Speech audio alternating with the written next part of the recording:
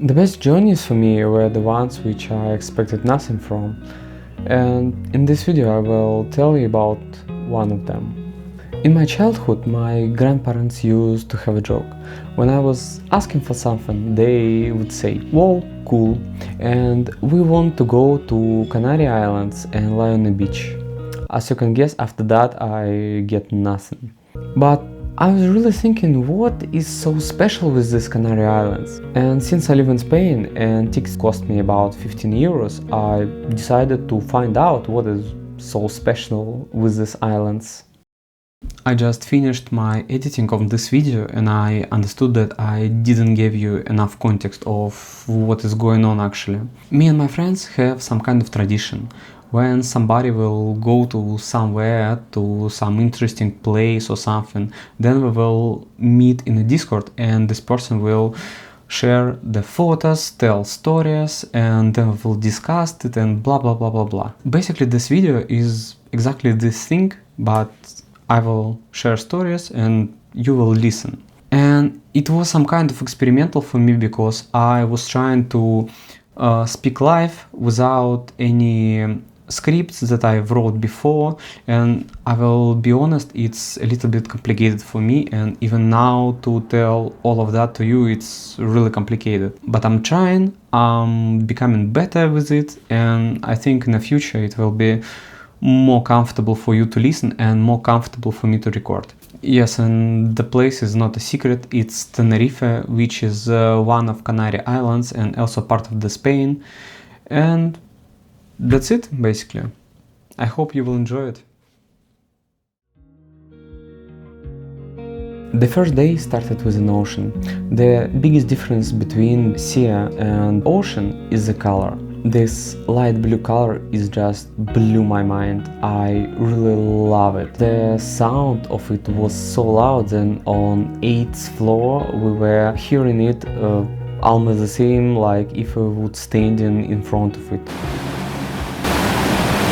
But it was time to move on, and for today we had to explore the north side of the island. For the first stop I chose a viewpoint in the mountains. Unfortunately for us, in the day we visited it was some kind of rain season, and all day long it was all rainy, and because of that at this viewpoint we had almost zero visibility. Everything were covered by the clouds. Because we were already there, we decided to take a short hike around one of the hiking roads nearby, then just went to the Santa Cruz. The city is like a typical city in Spain. It's absolutely nothing new for me about it, but maybe it's just my problem because I've been in lots of them and they're like the same for me now. But something did surprise me, but again nothing really interesting. Forgive me, Santa Cruz lovers. For this day I had 2 more places to visit, and as everything else I just found it on a Google Maps. The place was quite interesting. Once it was a first steam engine building in Tenerife, but now it's just a ruins.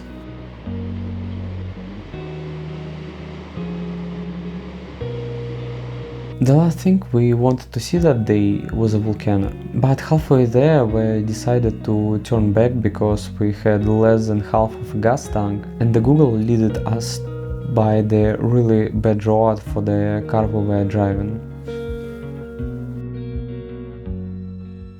Next day we decided to try again, and after some argument with Google about the best road to get there, we started our new day journey. As you can assume, it couldn't happen without some problems. And about 30 minutes before the final point we just found out that the road was closed. Thankfully it was closed just until 10, so we had about a little bit less than 2 hours to wait. But if it wouldn't happen, we wouldn't visit this. This is another volcano crater, but it's inactive for a long time, and people just made here a place for the barbecue and for parties. Truly amazing place. Just 5 minutes before 10, the forest rangers opened the road and let us through. And I was wondering what happened, maybe some tree fall on the road or something else, but the more we were getting closer to the final point, the more I realized that it wasn't about a tree, it was about the snow. Unfortunately, again, when we get to the turn which would lead us to the beginning of the volcano, the road to it was closed, and the only way we have to go is to turn in the opposite direction and go there. And again, if not this coincidence, we wouldn't see this. Sorry for my stereotypes, but it was the last place on Earth where I was expecting to see snow. But the snow was not the only thing that would surprise me that day. When I was planning this journey, I saw some photos with this volcano which had some snow on the top, and it was looking really beautiful, and I really wanted to see it for myself, and I was, I don't know, praying for this to happen, and I think I get much more than I expected.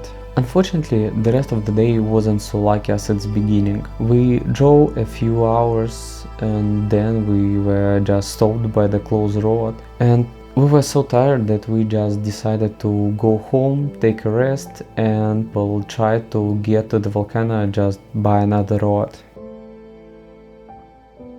The plan was quite simple: drive 2 hours to another entrance, try to make it through. If not, go to the airport and spend the rest of the time by watching Instagram reels and crying. 30 kilometers to the entrance, we were driving behind the bus and another car, and it gave me some hope that maybe this entrance will be open.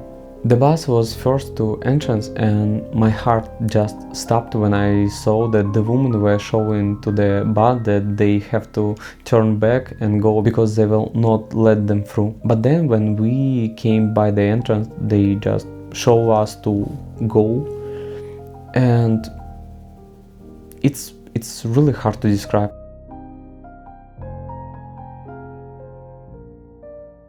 There is something else I want to tell you. For the last 3 years of my life, I was traveling more than ever before. And one thing that I've learned is that the cool things are happening only with the people who are looking for them. So, if you are not trying, you will never find them.